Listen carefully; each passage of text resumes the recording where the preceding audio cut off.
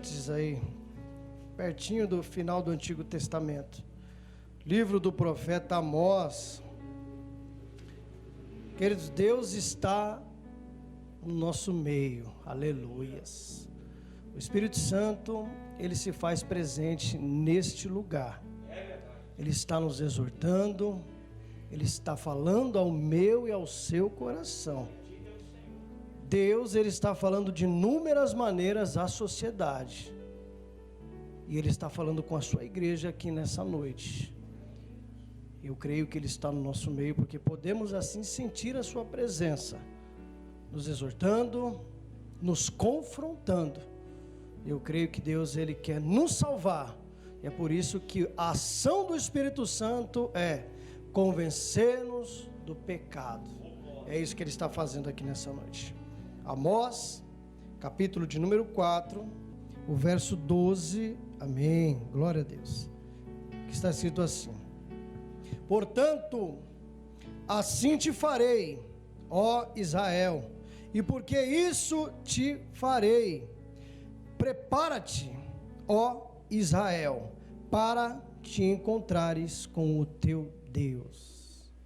Amém? Aleluia. Eu gostaria de ler a parte final do versículo aqui, e a igreja, por favor, repetir logo em seguida, tudo bem? Amém. Então eu vou ler, os irmãos leem em seguida.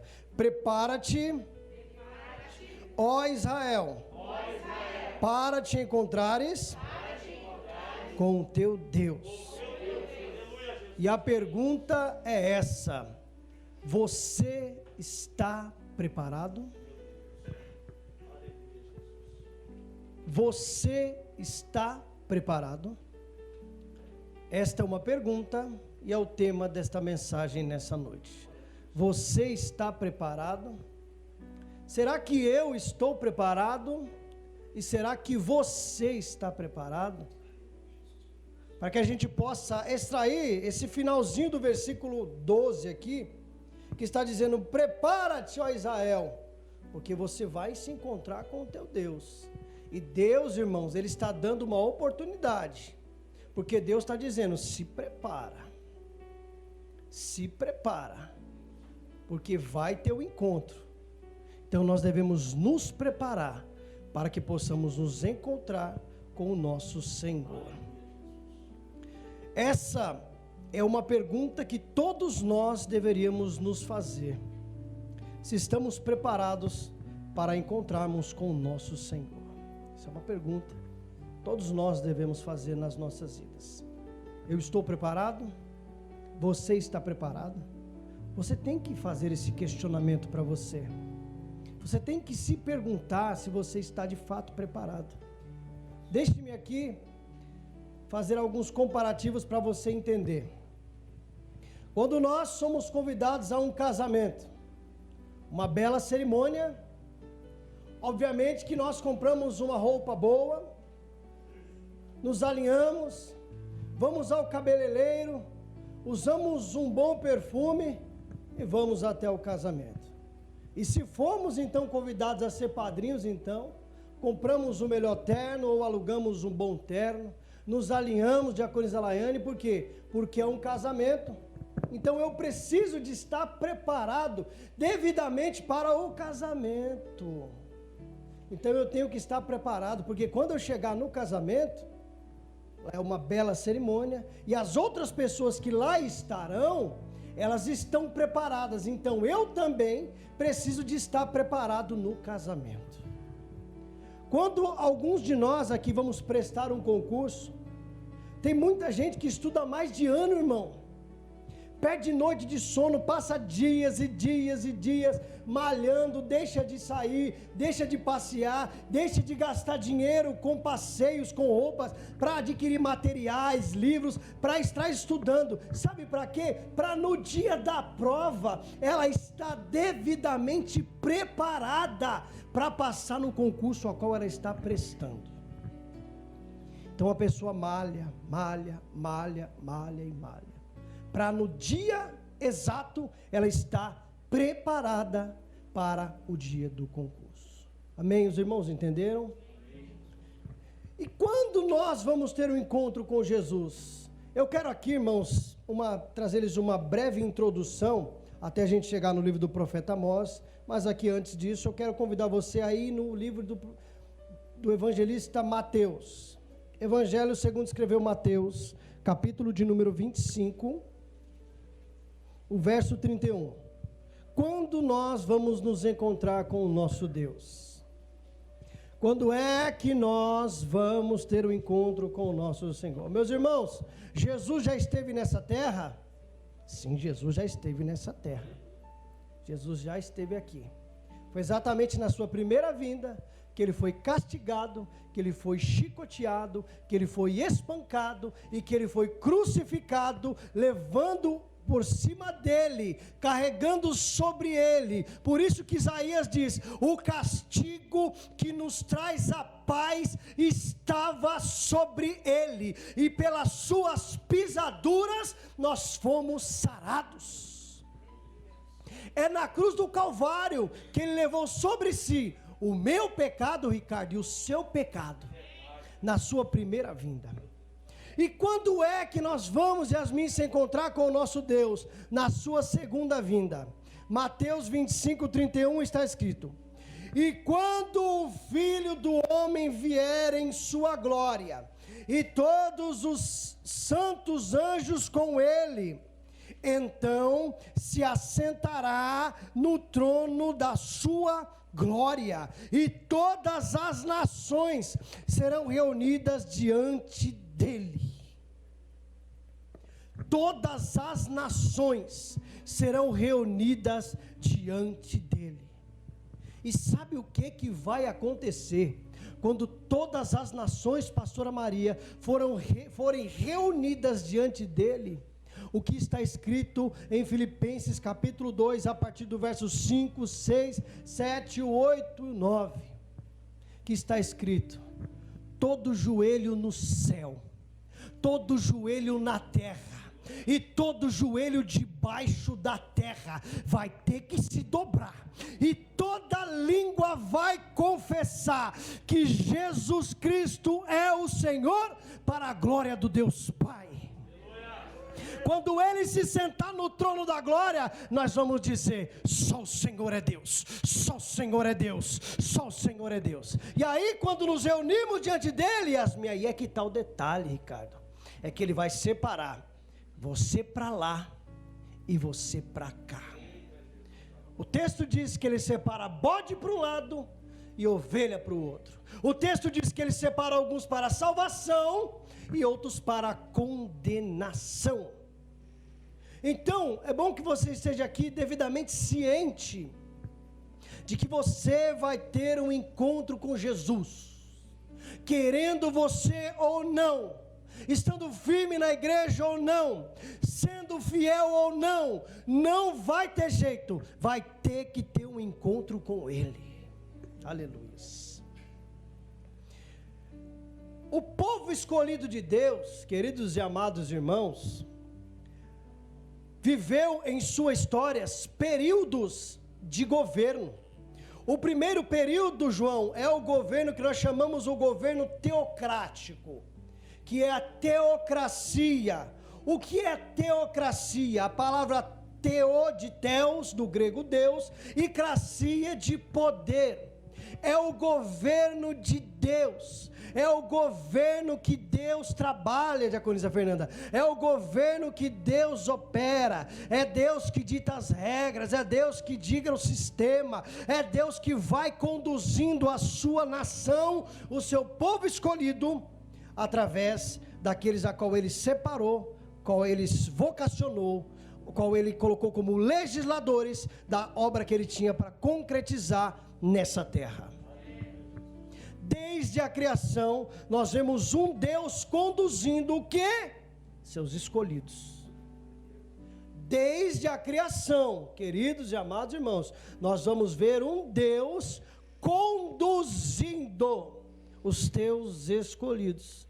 E aqui vai um detalhe sobre conduzindo e sobre se deixar conduzir. Quando Deus chama Abraão, Ele diz: sai da tua terra, do meio da tua parentela, e vai para uma terra que eu te mostrarei. Preste atenção, ser conduzido é sair, mas sair conforme Deus falou. Amém? Ser conduzido é andar, mas é andar conforme o direcionamento de Deus.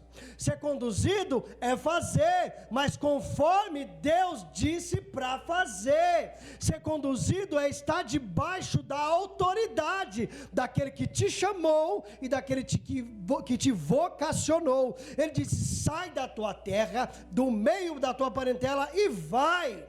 Ele foi, mas não foi para qualquer lugar. Ele foi para a terra que Deus mandou para que ele fosse.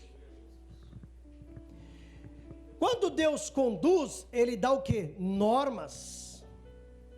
As normas eram o quê? As tábuas da aliança, as tábuas do testemunho. Deus chama Moisés e estabelece leis, preceitos, mandamentos para aquela nação, para que aquele povo seguisse o que Deus estabeleceu. Deus então chama o seu povo, aplica leis ao seu povo, aplica mandamentos ao seu povo e fala: vocês vão viver conforme o que eu estabeleci para vocês viverem. Ou seja, Deus está ditando e nós estamos subordinados ao que Deus está falando. Este é o governo teocrático, ou seja, é o poder de Deus governando as nossas vidas. Ao seu povo para que vivessem debaixo do seu governo e andando debaixo das leis estabelecidas por ele. O segundo período, amados e queridos irmãos, é o período que chamamos de monarquia, ou o governo monarca. Este governo da monarquia é o governo que começa o que chamamos de Reino Unido. Capítulo de número 8 do profeta Samuel, o primeiro livro do profeta Samuel, capítulo 8. Vamos iniciar a leitura então. E sucedeu que, tendo Samuel envelhecido, constituiu a seus filhos por juízes sobre Israel. E era o nome dos seus filhos, do seu filho primogênito Joel, e o nome do seu segundo Abias, e foram juízes em Berseba. Porém seus filhos não andaram pelos caminhos dele, antes se inclinaram à avareza e tomaram presentes e perverteram o juízo. Então todos os anciãos de Israel e se congregaram e vieram a Samuel a Ramá e disseram-lhe: eis que já estás velho e teus filhos não andam pelos teus caminhos. Constitua-nos, pois, agora um rei sobre nós, para que ele nos julgue, como o tem todas as nações. Porém, essa palavra pareceu mal aos olhos de Samuel, quando disseram-nos: dá-nos um rei, para que nos julgue. E Samuel orou ao Senhor. E disse o Senhor a Samuel: ouve a voz do povo em tudo quanto te disser, pois não te tem rejeitado a ti, antes a mim te tem rejeitado, para eu não reinar sobre eles.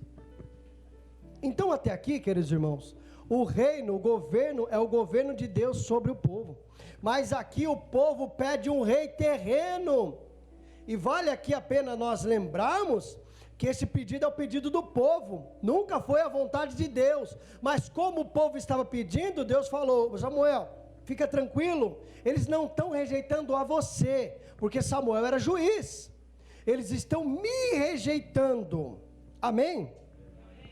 Esse pedido é um pedido desesperado do povo, que pedia um rei terreno. Esse período de monarquia teve as suas duas divisões.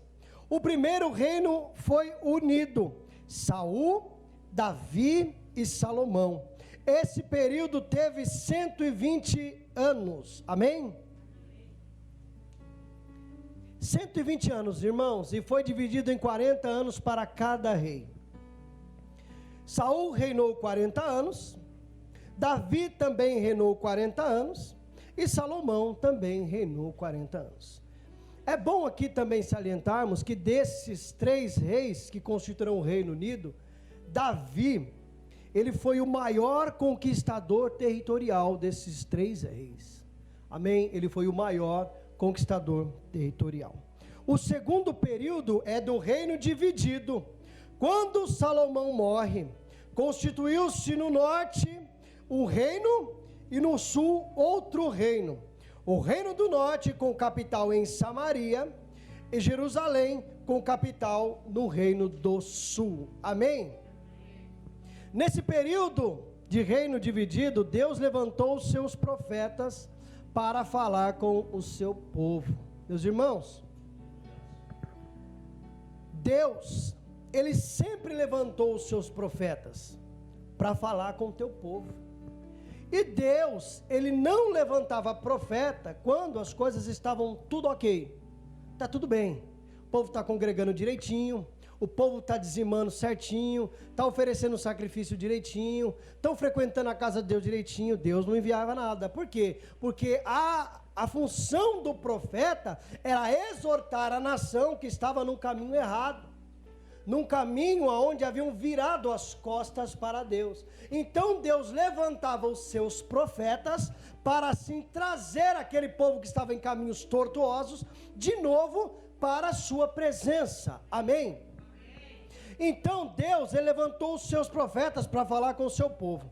O profeta Amós, esse profeta ao qual eu fiz menção aqui, do capítulo 4, o verso de número 12, ele é um profeta que ele profetiza o reino norte.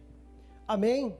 O profeta Amós, a qual estamos falando, a maioria das suas exortações, elas são direcionadas ao reino do norte, e algumas voltadas ao reino do sul. O profeta Amós, segundo as datas dos estudiosos, os biblicistas, é aproximadamente no ano 750 ou 760 a.C. E isso nos mostra, João, que ele está profetizando próximo do profeta Isaías e próximo do profeta Miqueias. Olha que coisa interessante, pastor, que tem tanta gente brigando por microfone, tanta gente brigando por agenda, tanta gente brigando por espaço, tanta gente brigando por púlpito, quando na verdade tem lugar para todo mundo pregar. Às vezes você não prega na igreja, você pode pregar lá fora. Às vezes você tem vergonha de pregar lá fora, você pode pregar dentro da sua casa. Às vezes você tem vergonha de pregar dentro da sua casa, prega pelo WhatsApp. Ah, mas eu não consigo pregar pelo WhatsApp. Dá um jeito, meu irmão, porque tem lugar para todo mundo poder falar da obra de Deus, da presença de Deus aos corações. Tem sempre alguém necessitando. Você não precisa ser um pregador de igreja local para ser um pregador. E vale aqui também salientarmos que Deus chama cada um de nós para uma função. Nas praças aí estão os Joãos Batistas da vida. Nos trens aí estão os Joãos Batistas da vida. Mas na igreja também tem os seus pregadores.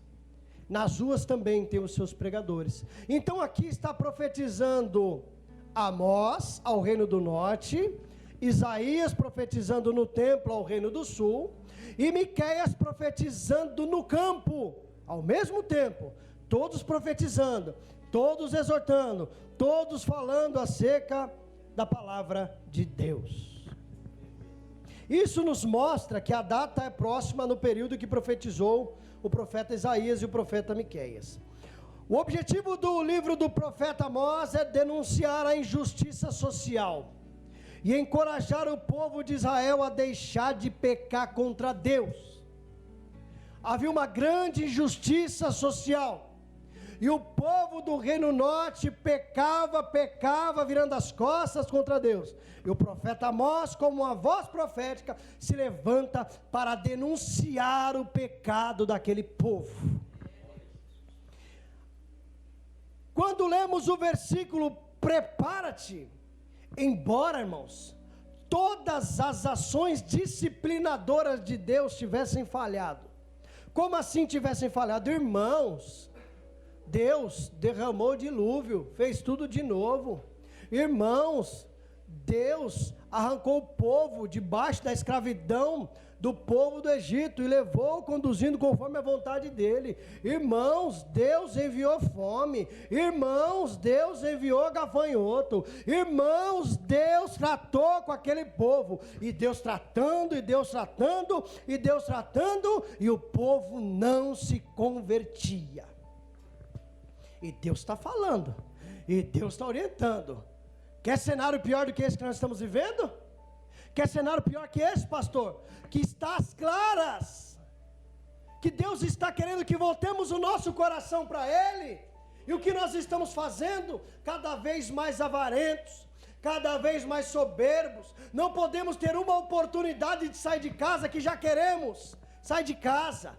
Não nos cuidamos, não nos protegemos, não oramos, não jejuamos, não voltamos o coração para Deus e queremos que essa situação apenas passe. E Deus está tratando, e Deus está tratando, e Deus está tratando, e nós não estamos percebendo. Há caminhos largos, mais distantes de Deus. É isso que estamos vivendo. Deus, Ele enviou muitos julgamentos para aquelas nações. Irmãos, se você lê o Antigo Testamento, quantas vezes Deus enviou o povo assírio para castigar a nação de Israel? Quantas vezes, irmãos, Deus proporcionou situações para que aquele povo voltasse o seu coração para Deus? Deixa eu dizer algo para você da parte de Deus. Quantas situações você está vivendo, quantos momentos você está passando, quantos lugares você está caminhando, e você está duro do seu coração, você não consegue ver que é o próprio Deus. Eu vou dizer algo mais adiante ainda. Para de dizer repreende o diabo, porque o diabo não tem nada a ver com isso. É Deus que está tratando, é Deus que está no comando, é Deus que está conduzindo, para que nós venhamos a voltar o nosso coração para Deus. Já disse isso, repito de novo, a frase de Martinho Lutero, quando ele diz que o diabo é um cachorro que está preso à coleira de Deus. Ele só vai até onde Deus fala, você vai até lá, daqui você não passa. A tua vida tem dono, a minha vida tem dono. Nós estamos na mão de um Deus todo-poderoso. Glória ao nome de Jesus, glória ao nome de Jesus. Oh, glória a Deus, aleluias. Deus ainda amava aquele povo. Por quê? Como a expressão amava? Por que Deus ama? Por que Deus amava? O Dr. Russell Shedd, ele avaliando este versículo, ele diz, Deus ainda amava, porque ele ainda dá uma oportunidade. Ele diz, preparem-se, preparem-se, preparem-se, preparem-se. Por isso que ele diz que Deus, ele fala, prepara-se, porque o amor de Deus para aquela nação. Então ele diz, se preparem, vocês vão ter um encontro, então se preparem. Este é o amor de Deus para as nossas vidas. Este é o amor de Deus. Ele é machúria, ele é badassi, ele é machúria, ele é bas, decoma, seca, é minácia. Você abandona, Deus não abandona. Você rejeita, Deus não rejeita. Você deixa de lado, Deus não deixa de lado. Você não visita, Deus visita. Você não vai na casa, Deus vai na casa. Você desiste, Deus não desiste. Deus não desistiu de mim, e Deus não desistiu de você. E é por isso que você está aqui nessa noite, e Deus está dizendo ao teu coração, se prepare para ter um encontro comigo. Oh, Espírito da glória, aplauda o Senhor Jesus, glorifique, exalte ao nome dEle. Oh, glória a Deus. E antes de infligir-lhe com o seu último e pior julgamento, lembrando os irmãos que aqui nós estamos tratando do Reino Norte, nós sabemos que a Síria invade e toma toda a Samaria, e nunca mais aquele povo voltou. Diferente de Judá, que foi para o cativeiro babilônico, depois de 70 anos, pastor, voltou. A pergunta é: eu estou preparado? Você está preparado? Nós estamos preparados? Será que as minhas ações e será que as tuas ações refletem alguém que está preparado? Será que as minhas obras refletem alguém que está preparado? Será que os teus relacionamentos refletem a vida de alguém que está preparado? Será que as tuas influências, os teus relacionamentos, as tuas conversas, elas mostram, apontam alguém que está preparado? Quando é que estamos preparados? Quando entendemos que estamos preparados? Quando eu sei que eu estou preparado? E quando você sabe que você está preparado? Queridos, e diga aqui de passagem, e a você que está me vendo pelo canal da Igreja Bereana, esta mensagem e algumas das mensagens que estão voltadas, as mensagens salvíficas, elas estão muito distantes dos púlpitos do Brasil e de alguns lugares do mundo. As mensagens que são pregadas são as mensagens do toma lá, da cá, do recebe, do levanta. Deus está dizendo, Deus está falando, toca no irmão, cutuca o irmão, levanta, recebe. As mensagens são essas, mas o que eu preciso ouvir e o que você precisa ouvir é que Jesus está voltando. E será que eu estou preparado? E será que você está preparado para isso? Eu li o texto. Ele vai se assentar no trono.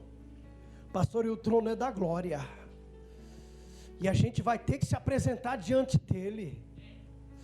A gente vai ter que se apresentar diante dele. E aí, meu irmão, está preparado? Eu quero ler 2 textos aqui por conta do tempo, para a gente avaliar duas situações. E você põe na tua vida, e eu ponho na minha vida, para ver as escolhas que essas pessoas fizeram.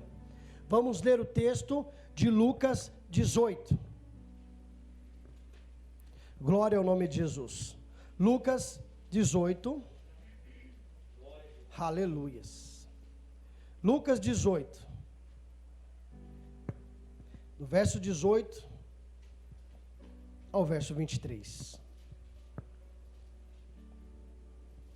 Glória ao nome de Jesus. Eu vou estar lendo. E perguntou-lhe um certo príncipe, dizendo: bom mestre, que hei de fazer para herdar a vida eterna? Jesus lhe disse: por que me chamas bom? Ninguém é bom, senão um, que é Deus. Sabes os mandamentos? Não adulterarás, não matarás, não furtarás, não dirás falso testemunhos, honrará a teu pai e a tua mão. E disse ele: todas essas coisas tenho observado desde a minha mocidade. E quando Jesus ouviu isso, disse-lhe: ainda te falta uma coisa. Vende tudo o que tens, reparte-o pelos pobres e terá um tesouro no céu. Depois vem e segue-me. Mas ouvindo ele isso, ficou muito triste, porque era muito rico.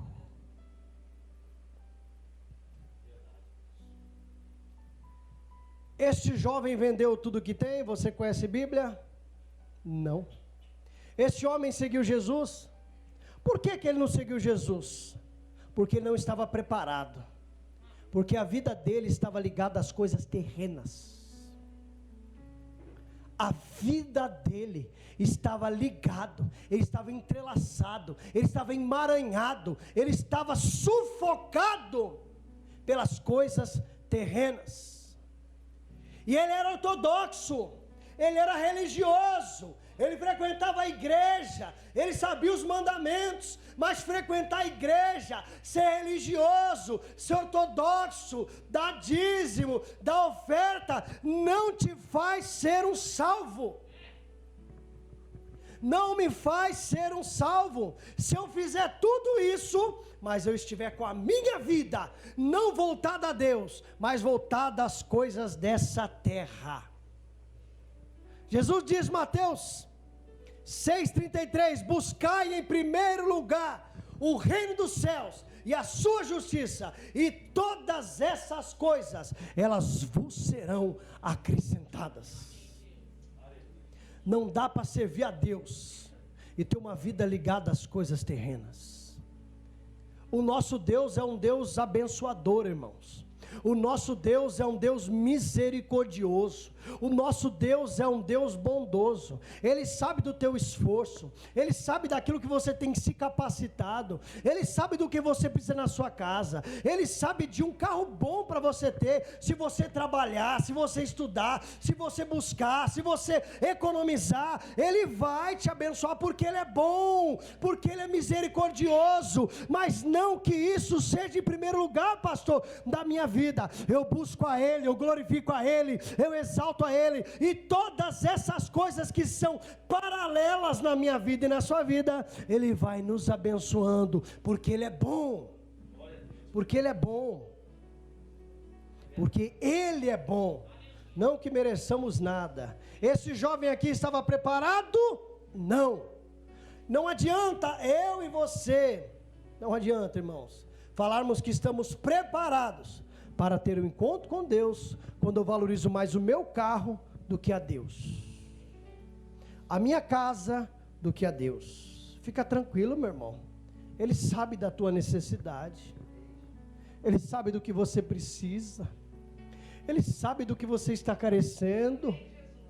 Confia nele. O Salmo 125 está escrito: os que confiam no Senhor serão como os montes de Sião, que não se abalam, mas que permanecem para sempre. Assim como os montes estão ao redor de Jerusalém, assim está o Senhor ao redor do seu povo, desde agora e para sempre.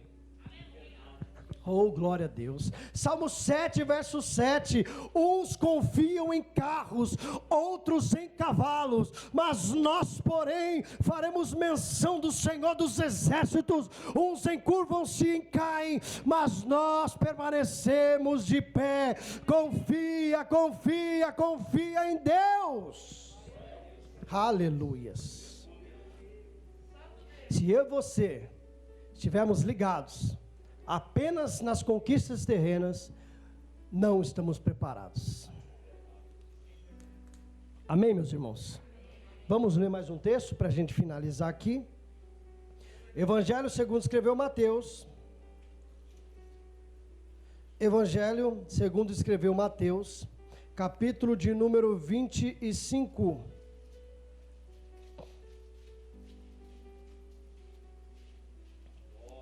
Verso 1 ao 13. É a parábola das 10 virgens. Todos os irmãos aqui sabem o que eu vou falar. E a gente vai encaminhar aqui já para o final desta palavra. Está escrito assim, Mateus 25, do 1 ao 13. Então o reino dos céus será semelhante a 10 virgens, que tomando as suas lâmpadas saíram ao encontro do esposo. E 5 delas eram prudentes, e 5 eram loucas. As loucas, tomando as suas lâmpadas, não levaram azeite consigo, mas as prudentes levaram azeite em suas vasilhas com as suas lâmpadas.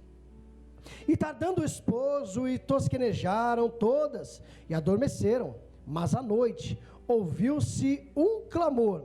Aí vem o esposo, sai-lhe ao encontro. Então todas aquelas virgens se levantaram e prepararam as suas lâmpadas. As loucas disseram às prudentes: dá-nos do vosso azeite, porque as nossas lâmpadas se apagam. Mas as prudentes responderam, dizendo: não seja acaso que nos falte a nós e a vós. Ide antes ao que o vendem e comprai-o para vós. E tendo elas ido comprá-lo, chegou o esposo, e as que estavam preparadas entraram com ele para as bodas, e fechou-se a porta. E depois chegaram também as outras virgens, dizendo: Senhor, Senhor, abre-nos a porta. E respondendo ele disse: em verdade eu vos digo que não vos conheço. Vigiai, pois, porque não sabeis o dia e nem a hora que o Filho do Homem há de vir. Queridos, as 10 virgens, elas estavam no mesmo lugar, sim ou não? Sim. Todas tinham lâmpadas, sim ou não? Sim. O que fez a diferença? Se todas estavam no mesmo lugar e todas tinham lâmpadas, é porque tinham 5 delas que eram prudentes, estavam atentas, elas eram vigilantes. Quando eu sei que eu estou preparado? Quando eu estou em total vigilância, sabendo que o meu Senhor, a qualquer hora, Ele há de vir. Amém? 5 aqui não vigiaram, eram nécias, elas estavam despreparadas, elas foram estúpidas. A palavra louca, nécias e despreparadas aqui, elas são as mesmas coisas que uma pessoa estúpida. Não adianta, amados irmãos, eu vou pôr o dedo de novo na ferida. Não adianta apenas frequentar a igreja, tem que estar vigilante. Não adianta apenas frequentar o ambiente religioso, Yasmin, tem que estar vigilante. Esse aqui é o único lugar que você não tem que ser crente. Aqui não é lugar de ser crente. Aqui eu não tenho que ser crente. Eu tenho que ser crente da porta para fora. Aqui é o lugar de eu edificar a minha fé. Da porta para fora é o lugar de eu colocar em prática a minha fé. Aqui não é lugar. Aqui eu não preciso ser vigilante. Eu venho aqui para ser instruído, para ser exortado, para ser colocado no eixo. Quando eu saio da porta para lá, total vigilância. Jesus disse: vigiai e orai, porque o espírito está pronto, mas a carne é fraca. Quando sabemos que estamos preparados, quando vivemos a nossa vida em total vigilância, no trabalho, vigilante, no caminho, vigilante, nas conversas, vigilantes, porque o texto termina dizendo: vigiai, pois o dia e a hora ninguém sabe, que o Filho do Homem há de vir. Amém? Queridos, mais uma vez a pergunta: você está preparado? Se você ainda não está preparado, você tem uma boa oportunidade nessa noite de você se preparar. Porque você estando preparado ou não estando preparado, o noivo vem. Oh, glória a Deus. O noivo vem. Preparado ou não estão preparado. Na igreja ou fora da igreja. Dando dízimo ou não dando dízimo. Sendo fiel ou não sendo fiel. Você na igreja ou você fora da igreja. Você firme ou você caído. Você estando de pé ou não estando de pé. Uma coisa é: o noivo vem. Amém? Aplauda o Senhor Jesus. Eu agradeço a oportunidade. Em nome do Senhor Jesus.